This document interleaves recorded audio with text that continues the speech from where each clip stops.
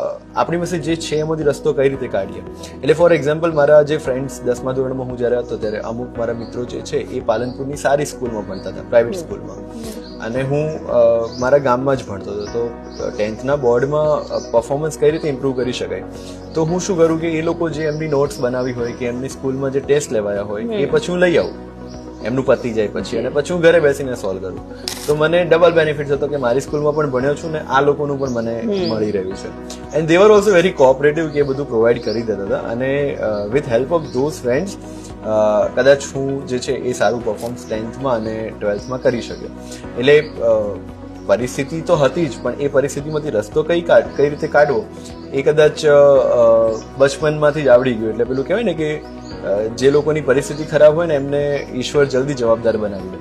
એટલે એ જવાબદારીની ભાવના, sense of responsibility કદાચ આ પરિસ્થિતિના કારણે આવી ગઈ, અને એના કારણે જ કદાચ રસ્તો ક્યારે ભટકાયો નથી, કે આપણને હંમેશા એવું લાગ્યું કે પરિવારની જે જવાબદારી છે ને આપણે પૂરી કરવાની. જો આપણે ઈશ્વરમાં શ્રદ્ધા રાખીએ છીએ અને સાથે સાથે આપણે એવું કહીએ છીએ કે મારે આ બનાવવું છે, પેલું બનાવવું છે, તો બંને કોન્ટ્રાડિક્શન થાય છે, કારણ કે બનાવવાવાળો ઉપરવાળો છે, રાઈટ. એટલે હું માણસ તરીકે એવું વિચાર્યું કે હું આને આ બનાવીશ કે પેલું બનાવીશ તો એ કદાચ મારું મિથ્યાભિમાન હું ગણી શકું. એટલે બેટર છે કે મારે કંઈ બનાવવું નથી, એને જે બનવું છે એની અંદર હું સપોર્ટ કરીશ તો કદાચ એ વધારે સારી રીતે અને વધારે પ્રોપર જગ્યાએ જઈ શકશે. જેટલા પણ લોકો સફળ થયા છે એ બધાના તમે ઇતિહાસ ખોલીને જોશો તો એમાં કોઈના પેરેન્ટ્સનો એવો હઠાગ્રહ નથી રહ્યો કે મારે આ જ કરાવવું છે, અને જ્યાં હઠાગ્રહ રહ્યો છે ત્યાં પછી પાછળથી જે છે એક ઘણા બધા લાઈફની અંદર સ્ટ્રગલ્સ ઊભી થાય છે.